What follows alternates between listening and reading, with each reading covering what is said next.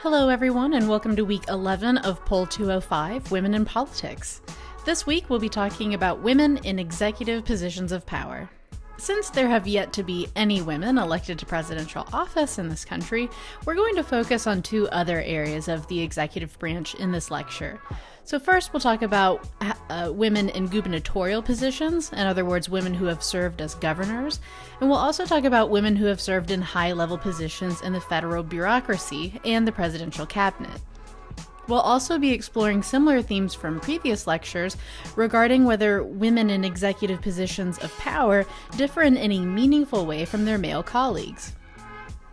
So let's start off by discussing the role women have played in gubernatorial positions. And as always, it's always good to start with a little data. So a total of 30 states, or 60%, have ever elected a female governor. And in the entire history of the United States, a total of 44 women have ever served as state governors, and the highest number of female governors to serve at the same time has only ever been 9, a number reached in 2004, 2007, 2019, and also 2020. As you can see from this figure here, Democratic women have also enjoyed a slight advantage over Republican women when it comes to the governor's office.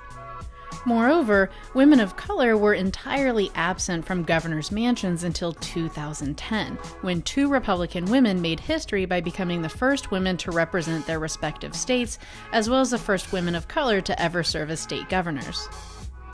So Susana Martinez became the first Latina governor in U.S. history in a landslide victory, and at one point the polls had projected Martinez with a nearly 20% lead over King in the New Mexico race, and by election day she defeated King by nearly 15 points. And Nikki Haley became the first Asian American woman governor, defeating Democrat candidate Vincent Shaheen 51% to 47% in the South Carolina race. Now, although women candidates have made great strides in shattering that glass ceiling regarding the governor's office, they have only ever accounted for about 18% of total gubernatorial seats held at a given time. And as you'll recall from previous chapters, women's representation in the statewide executive office lag behind women's representation in Congress, where women account for about a quarter of the seats. So why is this? Well, one of the biggest reasons is the role that gender stereotypes play. While certain gender stereotypes may advantage a woman's chances at serving in the legislature, specifically, if we perceive women to be more compassionate and family-oriented, then we may expect her to also be highly competent when it comes to legislating on feminine policy domains like welfare, childcare, and healthcare. And this phenomenon has been extensively documented in political science research. In experimental studies, when participants are asked to assign traits to hypothetical male and female candidates, voters will often default to gender stereotypes to make these assessments. Thus, women candidates are stereotyped as more compassionate and gentle, and men are stereotyped as more aggressive and assertive. And when we vary the level of office of such hypothetical candidates, as the level of office increases, meaning we're examining attitudes about candidates in the House, to the Senate, to executive offices, there's a consistent trend that these, quote, male characteristics are more desirable among voters as the level of office increases. And finally, another reason we see fewer women in gubernatorial positions has to deal with stone stepping and the fact that not many women run for governor compared to other levels of office like the U.S. House. So stone stepping basically refers to getting your foot in the door. Once elected to a lower level of office, it's easy to stone step your way to a higher position.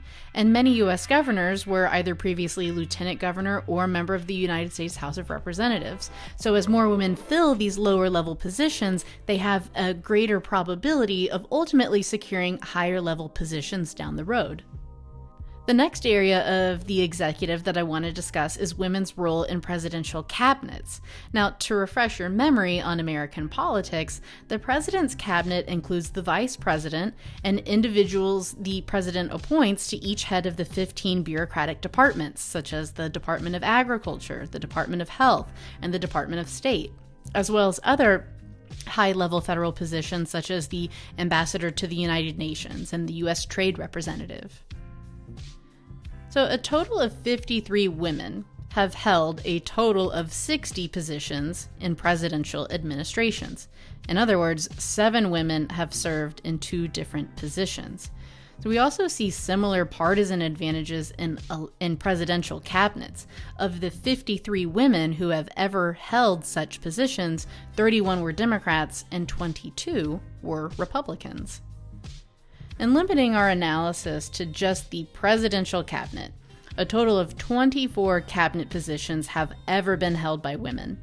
And note the gender stereotype divide in how these positions have been filled historically.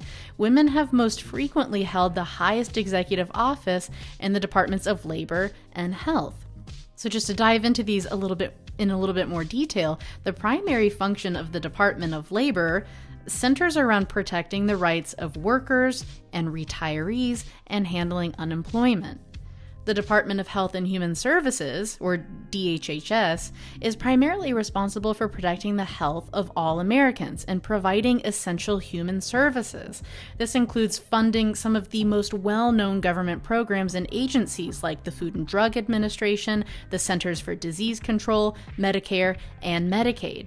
And notice that the foundational mission of both of these departments is charged with protecting Americans' life, liberty, and prosperity. And these 2 departments constitute the largest social safety networks in American government, a policy arena that most voters find women to be most competent in. So it's not necessarily surprising that we see women most frequently appointed to these departments. Notice how women's representation tails off when we enter more masculine policy domains.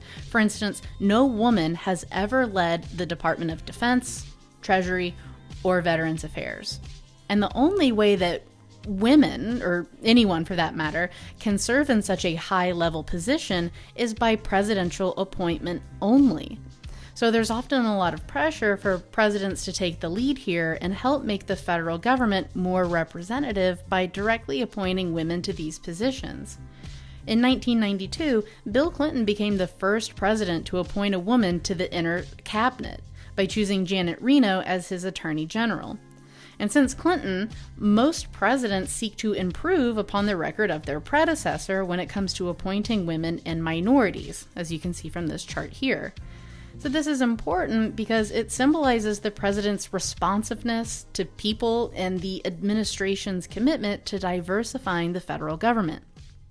But one question I'm sure everyone is wondering right now is whether women differ in any meaningful way from men in how they execute their bureaucratic responsibilities. And the answer is yes, there's quite a lot of evidence for this. A 2018 Princeton study found that women were more effective in advancing rules and procedures in the federal bureaucracy when they belong to an agency that handles traditionally feminine policy domains. And I know that this figure here is probably horrifically intimidating, but here's what the researchers found. Women who were in bureaucratic positions that relate to feminine policy domains, like the Department of Education or the Department of Health, are significantly more efficient at bureaucratic rulemaking. In other words, women are more effective at making rules that affect how the bureaucracy operates when they're in a women's issue agency, again, like education or healthcare. Why is this?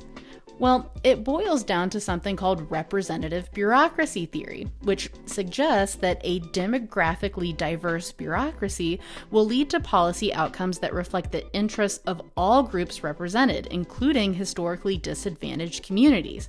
And if you're interested in learning more about this topic in particular, I highly encourage you to take a look at the weekly reading in Dolan Chapter 8, which dives into this theory and specific examples in a lot more detail.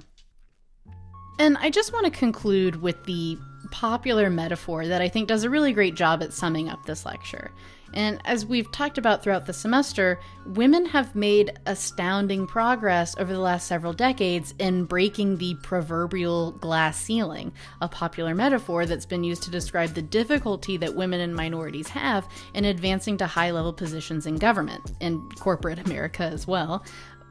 Every 2 years, Americans elect more and more women in Congress. In 2016, Hillary Clinton became the first female presidential nominee from a major political party, and just 1 week ago, Kamala Harris became the first woman and woman of color to be elected as vice president. But while the glass ceiling gets hit with more and more cracks, we still see considerable strength in glass walls, which can be understood as institutional barriers that keep women segregated in feminine policy domains, much like the presidential cabinet example, which showed that no woman has ever led the most masculine bureaucratic department like the Department of Defense. And ultimately, it's up to voters like you how much of an issue descriptive representation should be in the bureaucracy, and whether new cohorts of voters will pressure future presidents to continue to nominate women to the highest levels of office. And that's it for this week's lecture. That's all I have for you. I hope you enjoyed. I hope you learned something new. Stay healthy, stay safe, and as always, thanks for watching.